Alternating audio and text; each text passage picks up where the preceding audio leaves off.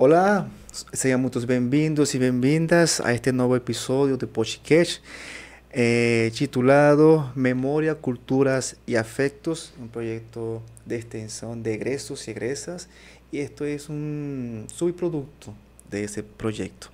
Hoje nós temos a honra de ter duas pessoas que são egressadas daqui da faculdade, da UFGD, do mestrado, ok? E nos vão contar um pouco da sua experiência, de suas anedotas, do seu recorrido, né, nesse tempo de mestrado. Antes disso, né, vou me apresentar. Eu sou Orlando Bastidas, estudo psicologia, sou coordenador do projeto de egressos. A meu lado está a professora Daniela Pérez, ela é professora da área da pós-graduação em psicologia. E também temos mais dois coordenadores que faz parte, né? Que é o professor Elton Marques e a professora Nashla, né? Dito isso, vamos apresentar nossos convidados de hoje, né? O primeiro é o nosso amigo Vinícius Faria de Souza. Ele é formado, bacharelado em Direito e fez um mestrado em Sociologia. O título do trabalho do Vinícius é Crise e Precarização, a situação dos e das terceirizados e terceirizadas da UFGD em tempos de arroxo neoliberal. Tá? E o segundo convidado é o José Octávio Duarte Farias. Ele é formado em História e fez um mestrado também em História, agora é professor substituto na História, e seu trabalho de pesquisa é Doutrina e Movimento, né, Circuitos e Aliança entre os Rastafari e o Santo Daime. Então, são duas pesquisas bastante interessantes que vão entrelaçar, que vão poder explicar muito melhor, né, e que tenho certeza que vocês vão ficar com mais vontade de seguir escutando este podcast. Então sejam muito bem-vindos vocês dois a este encontro de saberes. Muito obrigada, Orlando. Como ele falou, estamos muito felizes, agradecidos também, porque a gente está começando outro episódio. Temos tido a companhia, a presença de pessoas muito preparadas e que elas são de aqui, de Dourados, e outras que também são de fora de Dourados. Queremos iniciar essa conversa agradecendo pela presença de vocês, de tirar o tempo de vocês para vir para cá. E convidamos as pessoas a compartilhar, a seguir Memórias, Culturas e Afectos também, como Orlando falou, que ali aparecem várias informações dos projetos que a gente tem. A gente queria saber, já para iniciar nossa conversa, Vinícius, a gente queria saber qual foi a motivação de você para iniciar na pós-graduação, no estudo que você realizou aqui na UFGD. Bom, eu me formei em Direito e depois de formado eu me afastei um pouco da academia, né?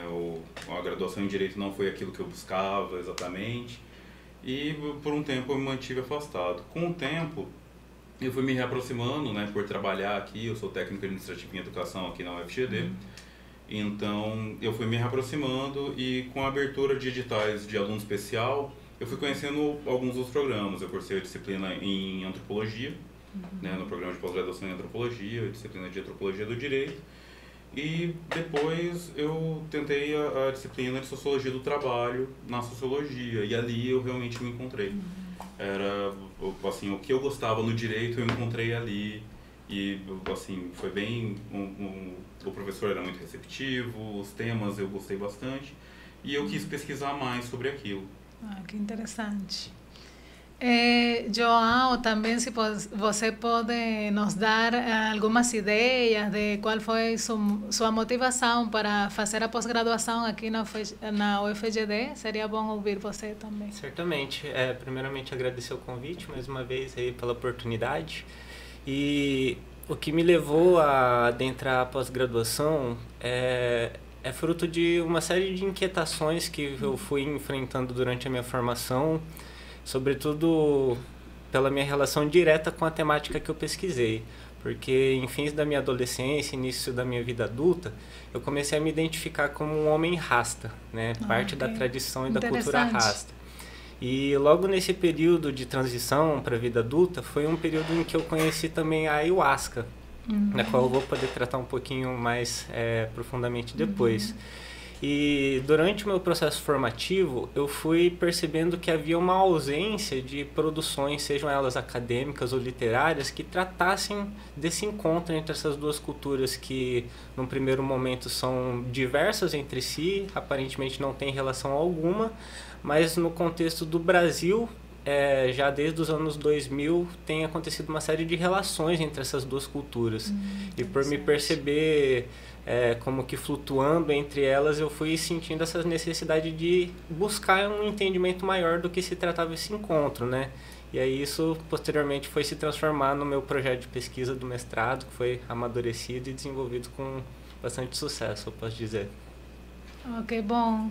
É muito interessante essa inquietação que você fala de conhecer mais da cultura e de como tem essa motivação pessoal sua também para pesquisar ali, para conhecer mais e aprofundar em essas nuances que tem das diferentes culturas. E considerando essa inquietude, né, que vocês dois tiveram para iniciar esse processo do mestrado, conte um pouco mais para a gente de que trata. Vamos começar com o Vinícius. De que trata a sua pesquisa? De que tratou sua pesquisa? Por que é importante? Por que é importante a sua pesquisa? E por que é importante também para a sociedade saber, conhecer essa pesquisa? Certo. Eu vou tentar ser sintético porque é uma longa história, né? Mas a ayahuasca, que é o ponto central da minha pesquisa, tanto do mestrado e agora ainda no doutorado, é um chá que é produzido através de duas plantas e que ele é consumido milenarmente por diversas culturas no contexto amazônico, tanto do Brasil quanto do Peru e da Bolívia. E no contexto do Brasil, na década de 1930, um seringueiro por nome de Raimundo Irineu Serra, ele conheceu lá no Acre, quando ele foi para trabalhar no ciclo da borracha, que foi um período bem particular da nossa história aqui do Brasil. Ele teve contato com essa bebida indígena, que por muito tempo foi tratado por uma bebida alucinógena, né, porque ela tem efeitos fisiológicos em quem consome ela.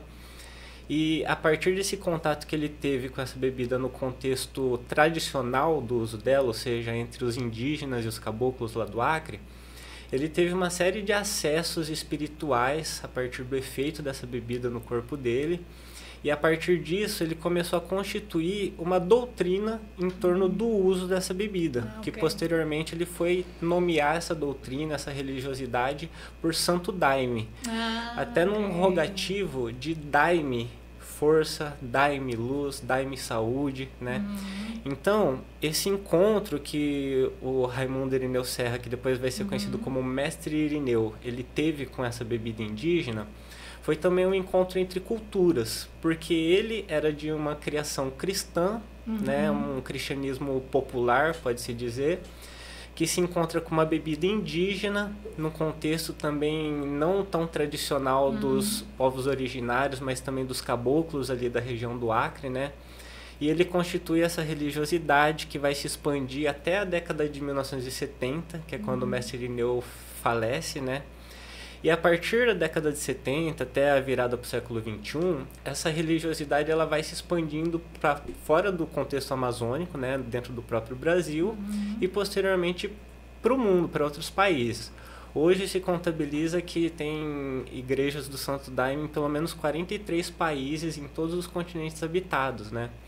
E nesse grande processo de expansão que a doutrina assistiu a partir da década de 80, sobretudo, essa cultura amazônica ela vai travando contato com outras culturas religiosas, né, como foi o caso do movimento político e religioso Rastafari, que surge num contexto totalmente diferente, mais especificamente na Jamaica, no Caribe, né? A partir de negros em diáspora, pós-processo da escravidão, né?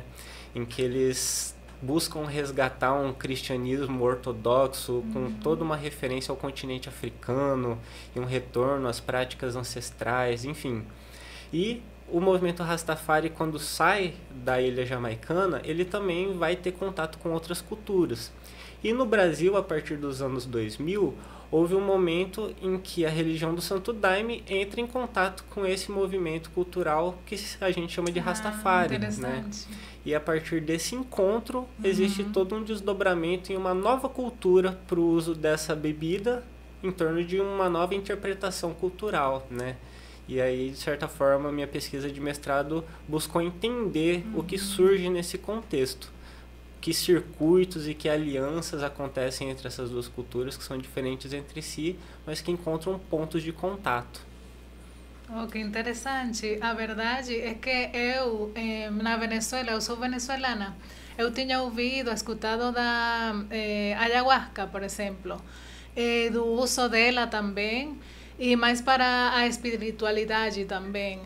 Sabia que era a origem era da Amazônia também, mas não sabia que era assim como tal uma religião que estava organizada. Eu acho isso muito interessante também. E ali, então, você tem se dedicado a estudar como essas duas culturas elas se encontram e como são essas, o desenvolvimento delas, como elas estando juntas estão funcionando. Exatamente. Eu tento entender o que surge do encontro entre essas duas culturas. Né? Ok, a gente vai ir conversando no episódio, a gente vai ir falando um pouquinho mais, achei muito interessante. É sua pesquisa. O Vinícius, a gente gostaria de escutar sobre sua pesquisa também. É um tema que é diferente, mas é muito interessante também, porque tem a ver com as realidades aqui locais também, dentro da universidade também. Você poderia falar um pouquinho, por favor? Sim.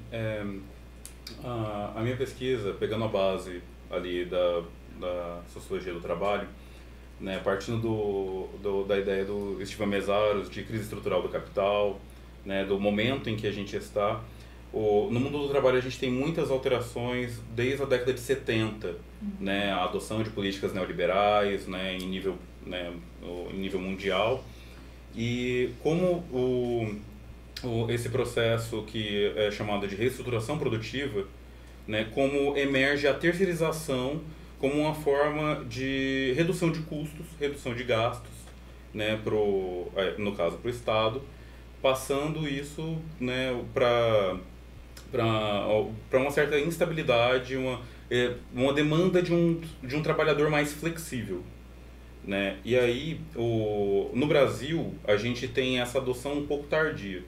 Né? No Brasil, a gente vai ter a adoção das políticas neoliberais a partir da década de 90, né? Ali desde do governo Collor, já com o discurso relacionado à caça dos marajás, a uma caça a corte de gastos, né?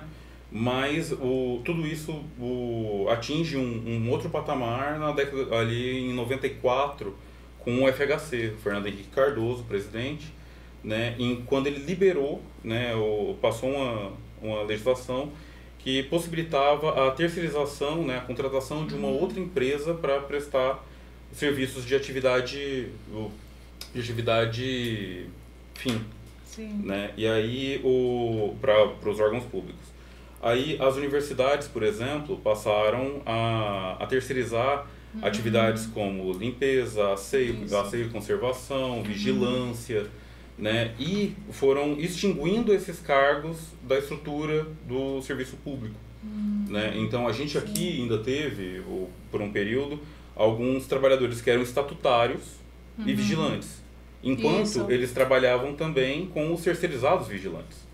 Né? Aí a gente teve até uma pesquisa aqui na sociologia do João Gustavo Jara Russo, que ele fez entrevistas com com essas pessoas, né? Sim.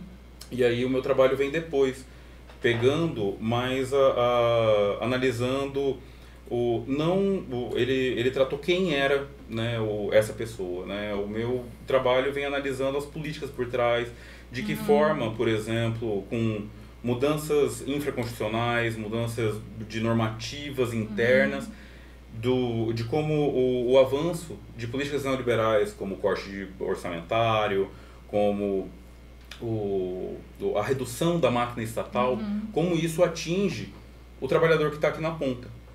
Né? O meu trabalho também,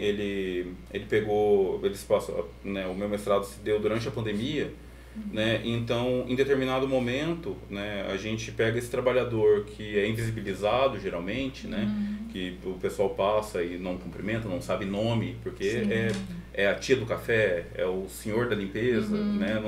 São pessoas que estão invisibilizadas, mas que durante a pandemia eles eram os únicos presentes aqui trabalhando. Né? Enquanto teve lockdown, não estava tendo aula, os professores e técnicos não estavam aqui, os terceirizados estavam aqui. Sim.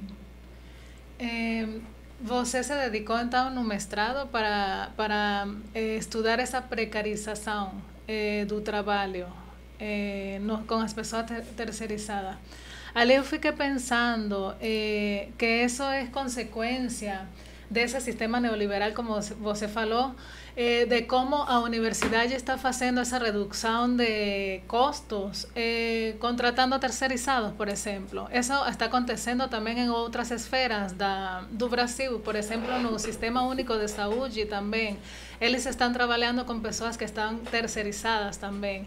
E eu acho que ali tem muito a ver com uma questão assim muito de poder, sabe? De como as pessoas que estão desenvolvendo essas atividades, elas ficam na margem, como você falou.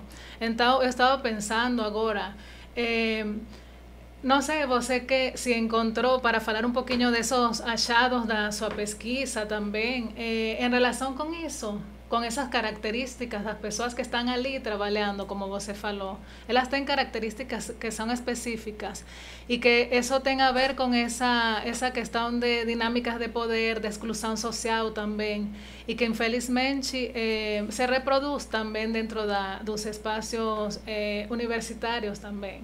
E estava pensando de isso e já vou fazer uma pergunta também para João, porque estava pensando sobre que tem a ver com essa questão do poder em relação com as culturas que são diferentes às culturas que são dominantes também. Então eu queria ouvir um pouquinho sobre isso, se você achou que essas culturas elas estão relegadas, por exemplo, em relação com outras culturas, em relação também com outras religiões também. Então eu queria para desenvolver assim como um ponto ali em comum e como muitas vezes ficam na margem, sabe? E que tem ali uma coisa de muito eurocentrismo em nossa cultura também e resquícios de colonialidade também, por exemplo. Então vamos falar um pouquinho dessas questões. Fica à vontade. Pode falar. Vinícius. Eu achei que eu perguntou para ele, perdão. Eu perguntei já para ele, mas você pode começar. Perdão, eu viajei mesmo. Não, a gente está falando sobre essas características que você falou, que eles ficam... É uma precarização que se está dando. Então, se você tem algum achado na sua pesquisa... Sim, durante o período de 2002, a partir de 2002, teve algumas alterações, como por exemplo, na própria contratação. Isso. Né, de pessoal da limpeza, por exemplo. Antes eram contratados por postos de trabalho. Com o tempo passou-se a mensurar, e aí isso, uma medida vindo arbitrariamente de Brasília, na época era o Ministério do Planejamento, depois virou MPOG, era Planejamento, Orçamento e Gestão, mas depois virou Ministério da Economia, né, e agora voltou a ser, agora dividiu de novo. Mas a metragem, ao invés de postos de trabalho, foi passada a ser contratada a metragem linear de limpeza, considerando um prédio reto em Brasília. Sim. Né? E assim, apesar de a gente estar no centro-oeste, as condições de manutenção de um prédio em Brasília é diferente das condições aqui. Né? E aí essa metragem linear foi sendo reduzida, né? Aliás, foi sendo ampliada, né? E aí tendo o que antes tinha, por exemplo, 2 pessoas para limpar um setor aqui, um andar, passou a ter uma só. Né? Então esse tipo de questão, né, a gente encontrou. Outra questão também, quando houve a gente tem algumas questões relativas ao orçamento discricionário da universidade, né? Os salários de professores e de técnicos, eles são gastos obrigatórios que o governo tem que repassar esse dinheiro. Né? Agora, os gastos relativos à limpeza, manutenção, aquisição de bens e os terceirizados, todos entram na rubrica de gasto discricionário. Então, quando tem um corte de orçamento, lá, vem de Brasília, cortou 10% do orçamento, o orçamento está sendo contingenciado, que é o termo que eles sempre utilizam, né? Ou vai liberar no fim do ano, mas agora está contingenciado. Então, quem fica na ponta acaba cortando o quê? A gente hoje, por exemplo, não tem mais um serviço de copa. Né? Eram algumas trabalhadoras, salvo engano eram 12 trabalhadoras, e hoje o FGD não contrata mais esses profissionais. Né? Em relação ao serviço de vigilância, por exemplo, né? Para cortar gastos, passou-se a contratar, a comprar câmeras. Né? Então o serviço de vigilância foi sendo reduzido também. Então são trabalhadores que vão ficando desamparados, né? E trabalhadores que, em relação a essa questão do poder dentro da universidade, questões que o sindicato que os defende, por exemplo, não está aqui presente, não tem vaga nos conselhos superiores, né? Questões relativas aos técnicos, por exemplo, tem um representante dos técnicos lá no COUNE, né? Dos professores também, os terceirizados não. Ok. A gente vai continuar conversando também. A gente tem muita coisa para pensar e também ali para refletir como muitos direitos eles têm sido assim apagados. Tenho ali uma fala que é de exclusão que está ali, exclusão social também. Vamos ouvir agora a João, com aquela pergunta que eu fiz ali, eu juntei, mas era como para não perder, para não esquecer. Eu queria saber sobre isso que eu te falei, sobre como muitas vezes culturas que são diferentes, elas ficam afastadas, elas ficam apagadas também. Eu achei uma pergunta bastante interessante porque, de fato, seja no eixo econômico do trabalho, seja da religiosidade, grupos são marginalizados desde sempre. Isso. E no caso do Santo Daime e da cultura Rastafari, durante todo o meu trabalho, eu tenho recorrido à categoria da decolonialidade para entender como esse processo se dá, justamente por reconhecer que são 2 grupos que estiveram sujeitos à colonialidade do poder, à colonialidade do ser, né, do próprio conhecimento. Então, no caso do Santo Daime, por exemplo, ele surge a partir do mestre Irineu, que era um descendente de escravos, ele era um neto de escravos, que foi do Maranhão para o Acre, quando ele cria essa religiosidade dele, né? Então ele foi profundamente perseguido, taxado de macumbeiro, de bruxo, de drogado, né? Por ter como centro da sua prática religiosa o uso de uma substância que é alteradora de consciência, né?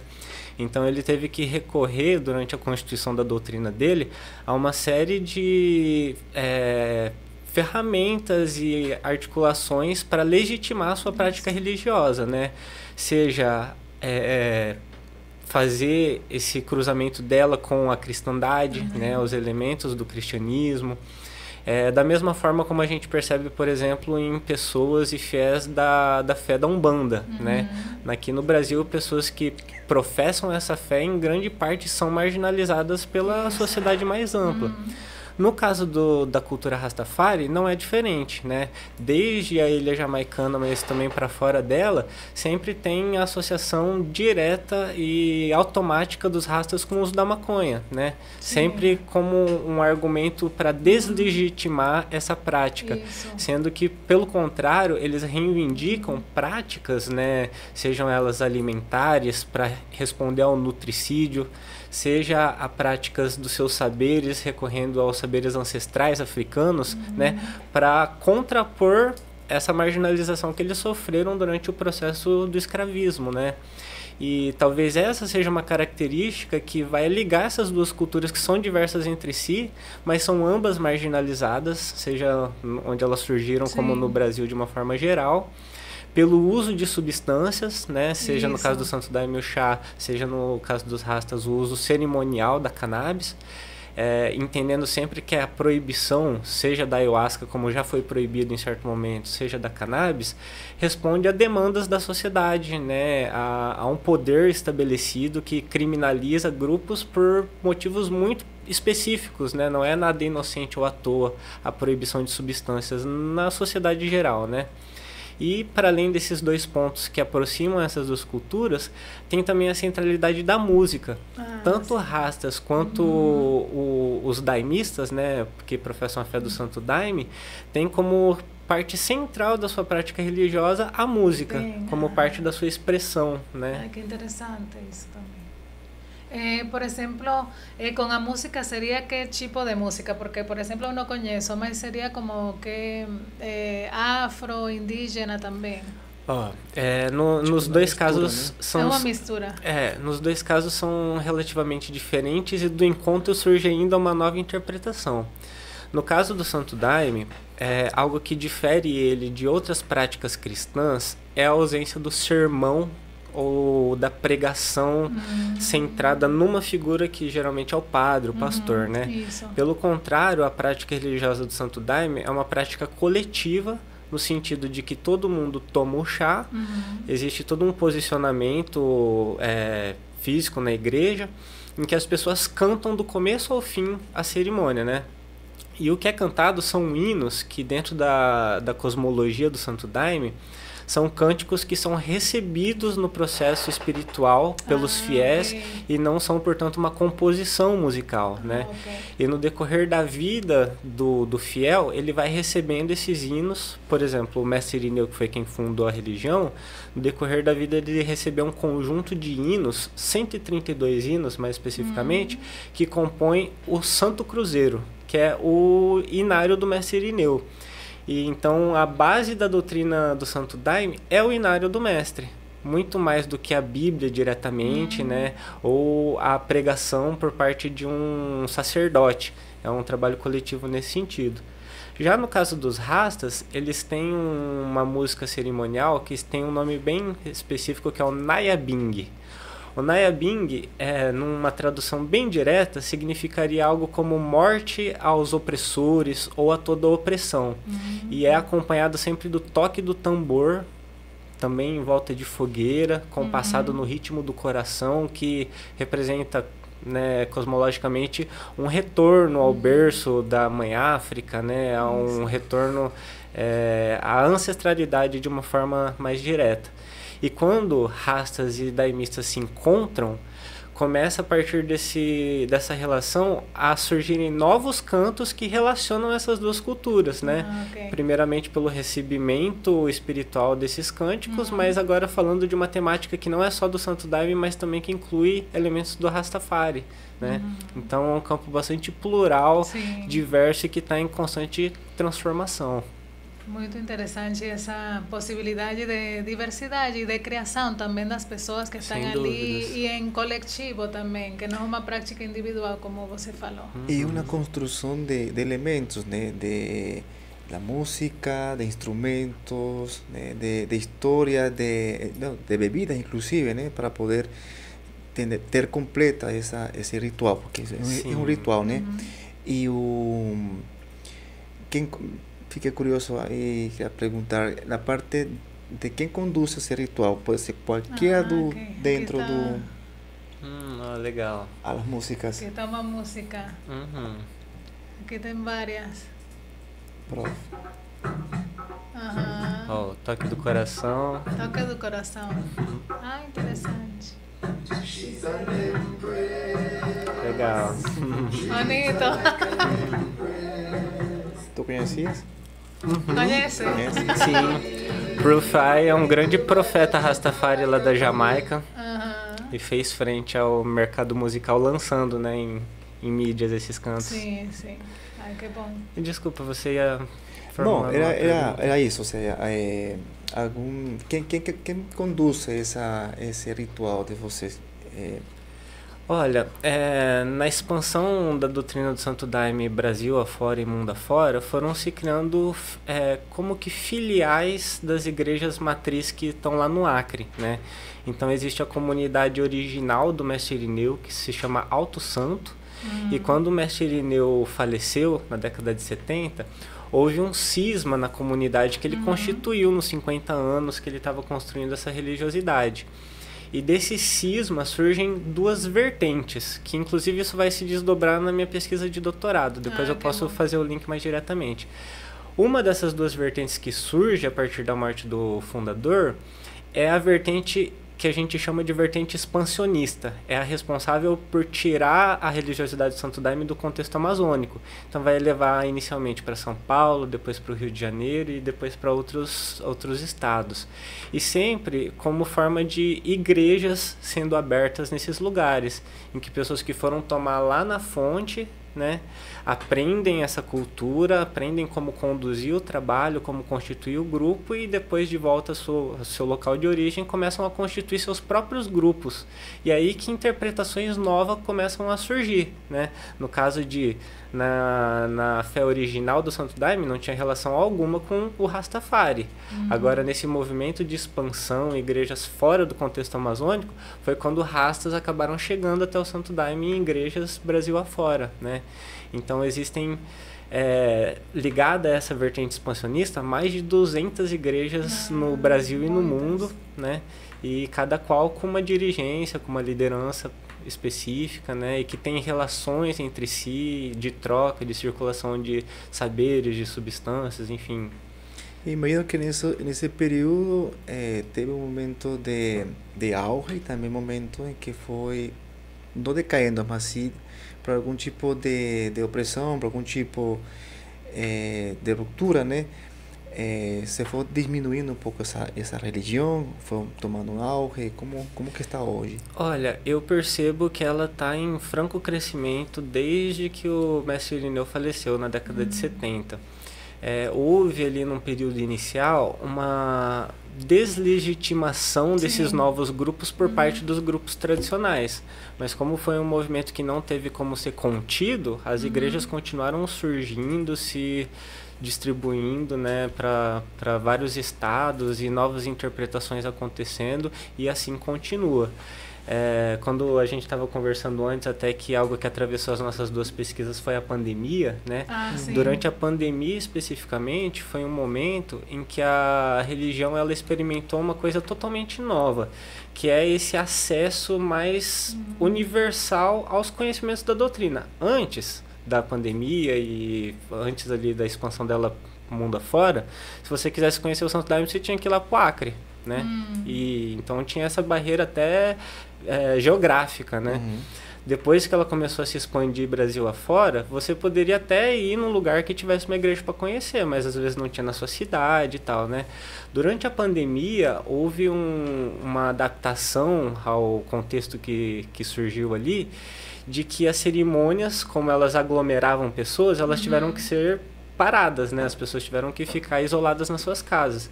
Por isso, algumas lideranças do Santo Daime começaram a se reunir nas próprias famílias com transmissões via Zoom para que os fiéis Brasil afora que tivessem o Daime na própria casa, como não podiam ir na igreja tomar coletivamente, tomavam em casa e acompanhavam a transmissão dessas lives das lideranças lá do Acre, né?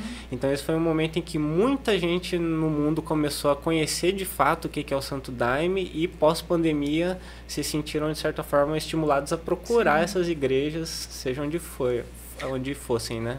Sim, a pandemia de uma forma nos limitou, mas também nos abriu outras fronteiras, né? Sobretudo com as telas e essa aproximação.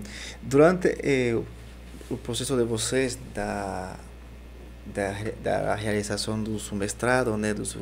Da pós-graduação, tanto o projeto do Vinícius, né? Esse projeto João, né? Tu trabalhaste com a parte dos terceirizados, da invisibilização deles, né? Que é um público bem importante aqui na faculdade, né? E que não é tão mostrado, não é tomado, tão considerado, né? E no teu caso, uma religião, uma cultura que tu está tentando buscar a semelhança, né? Onde é que eles se desdobram, onde é que eles se juntam. Mas nesses 2 anos, né?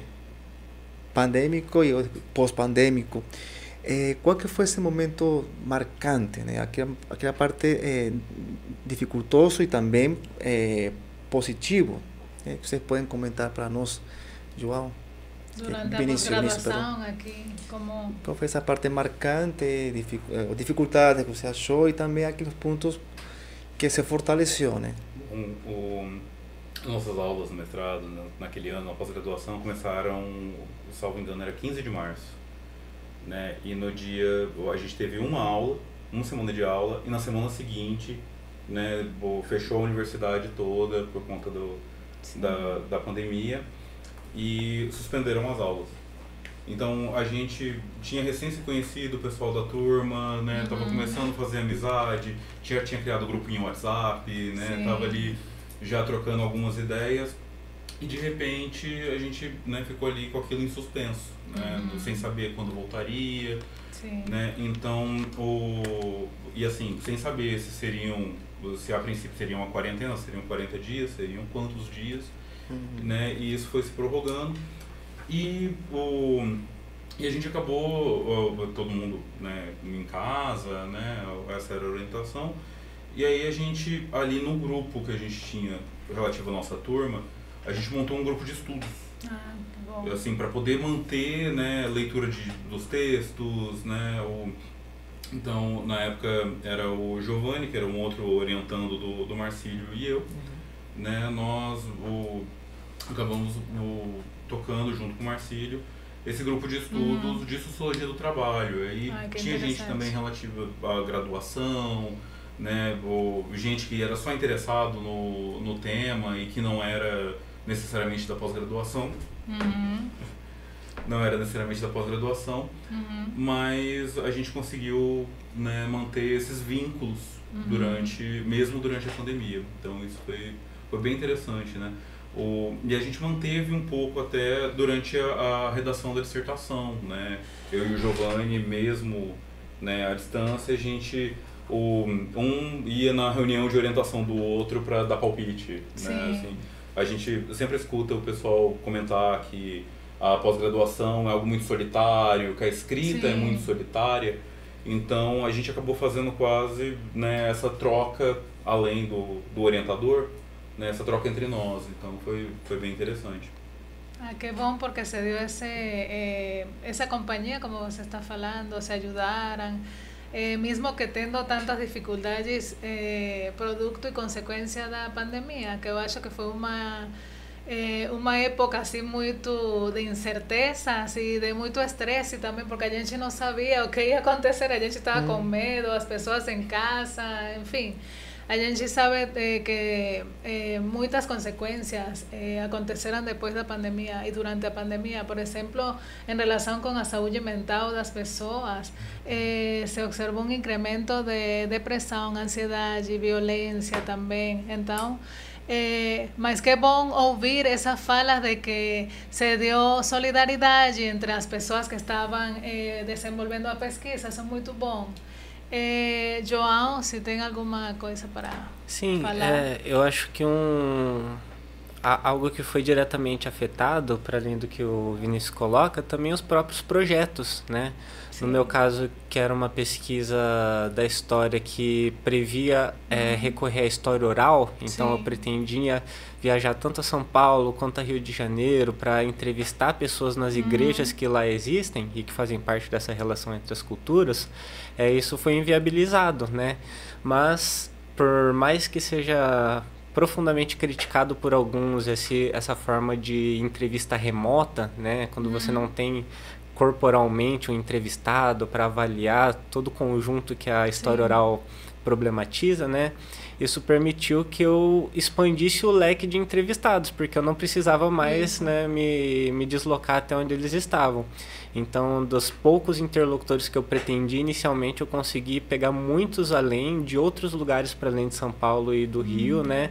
Pessoas com quem eu acabei criando vínculos de amizade posteriormente e que contribuíram profundamente com a pesquisa. E que pós-pandemia, em que a reunião de pessoas não era mais um problema, depois teve também desdobramentos essa relação que a gente criou inicialmente virtualmente, né? Interessante.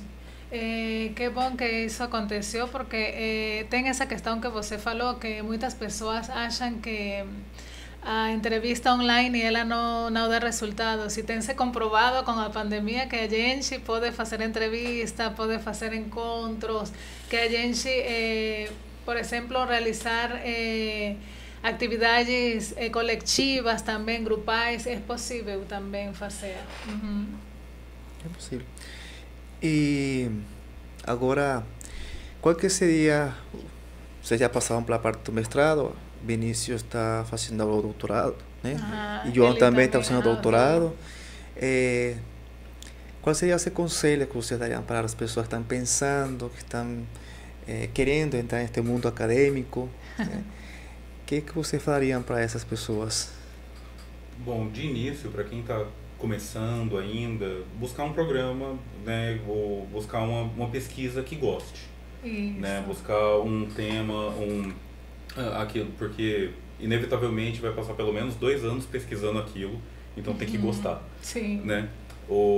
Para conhecer, eu sugiro fazer aquilo que eu fiz, que eu fui fazer disciplinas como aluno especial, né? A universidade abre a cada semestre a possibilidade de que a pessoa curse uma disciplina num programa, né, ou concorra para fazer uma disciplina e conhecer, né? E nisso pode conhecer um professor, uma área, ou mesmo que não vá ficar naquilo. Eu, por exemplo, fiz a disciplina antropologia, né, e não cursei antropologia, né? Depois fui para sociologia.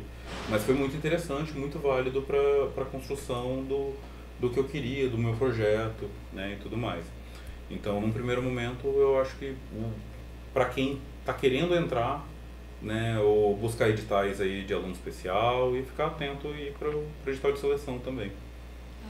Atrever-se também, não ter medo, porque parece que o mestrado dá medo, né, às pessoas. E doutorado pensa que dá pior, né, sem ter mais medo, porque acha que é um monstro de 7 cabeças e que não vai conseguir. Mas principalmente isso, ter esse gosto, gostar daquilo, para poder dar continuidade. E penso que acreditar na própria pesquisa, né, naquilo que você, primeiro de tudo, gosta, acreditar que é possível pesquisar alguma coisa que você gosta, né? Tomar como exemplo o próprio programa aqui da pós de História, não tem nenhuma linha que dialogue com o Santo Daime diretamente ou com a cultura Rastafari, né? Porque é uma linha de fronteiras, identidades e representações. Mas tendo um objeto em mente, construindo um projeto, elaborando essas ideias, sem dúvida você consegue encaixar dentro de algum programa, seja aqui, seja no Brasil afora, né? Porque tem uma diversidade muito grande de programas. E é um momento, sem dúvidas, de construção pessoal, né? Consigo mesmo.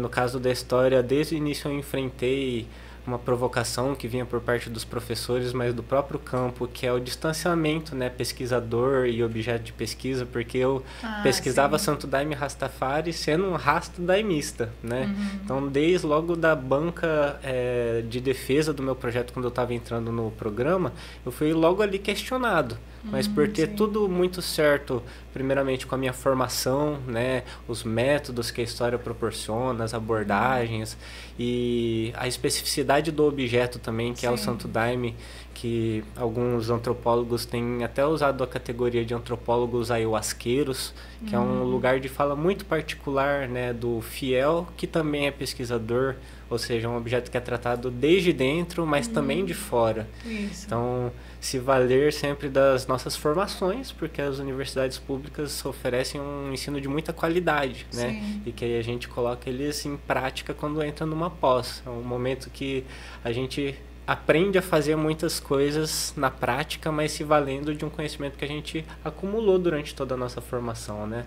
Então é realmente um momento de descoberta, de desafios, de conquistas, bem edificante. E além disso também serve como incentivo, né, para o mercado laboral, porque você também tem mais oportunidade de conseguir um emprego, Com tem um certeza. mestrado, Sem tem um dúvida. doutorado, então enriquece as suas capacidades, né, mas também tem essa oportunidade de abarcar mais campos de trabalho mesmo. Sim. Acreditamos firmemente que a educação é uma das formas para sair da pobreza, por exemplo, e para melhorar E transformar e sociedades. transformar, sim, também sociedades. Agora eu queria ouvir um pouquinho sobre esses planos, motivações que vocês têm ou que vocês pensam fazer. Agora vocês estão no doutorado, mas que metas vocês têm na área assim da acadêmica, de pesquisa também? Podem falar um pouquinho também dessa pesquisa que estão agora desenvolvendo no doutorado? Então, a minha pesquisa, né, agora, no momento eu estou estudando, como eu estudei o processo de precarização do trabalho nos terceirizados, agora eu estou pegando o processo de precarização do trabalho dos técnicos administrativos em educação. Isso. Né, aqui da UFGD. Né, eu, enquanto técnico administrativo em educação, e notando a carência de estudos, né, relativos à própria categoria, né, me vi ali impelido a trazer essa pesquisa, né. Os aspectos que a própria pandemia que a gente estava comentando, né, trouxeram no mundo do trabalho, né, como por exemplo a emergência do trabalho remoto, né, o trabalho remoto hoje tem sido adotado por muitas esferas da administração pública. Sim. Né, mas de que forma que está sendo adotado, né? Porque, por exemplo, com o programa de gestão e desempenho que o governo federal colocou, o servidor ele não tem, por exemplo, um auxílio de custo para pagar a conta de energia elétrica, mesmo trabalhando de casa. Sim. Né? Então o órgão público tira, né, do seu encargo e passa para o trabalhado, né, essas questões. Ou até telefone, obriga que o servidor mantenha o telefone ligado 24 horas, disponível num site, né, disponível no portal oficial. Então, a minha pesquisa atual, agora no doutorado, na primeira turma do doutorado da Sociologia, né, tá voltada nesse sentido. Né, assim, pro futuro, né, eu por enquanto estou técnico, né, mas não penso assim futuramente talvez na docência também. Continuar com pesquisa, se é possível, e ficar na docência também. Isso. Ok. Bom, de minha parte, eu estou atravessando um momento esse ano de bastante felicidade de estar como parte do programa no qual me formei, né? Eu sou atualmente professor substituto na graduação, reencontrando professores que agora são colegas, então uma grande conquista pessoal, né? Mesmo que ainda não efetivo, mas podendo, como você falou, experienciar essa porta que foi aberta pela pós-graduação, né? E plasmando para o futuro, sem dúvida, passar num concurso para professor em universidade, seja aqui, seja em outras, né? Porque, sem dúvida, é um campo de trabalho bastante promissor em todos os sentidos. E justamente por conta das temáticas que eu pesquiso, que tem se mostrado bastante é um campo bem quente, né? Sim. Muita gente está produzindo, muita gente está pesquisando.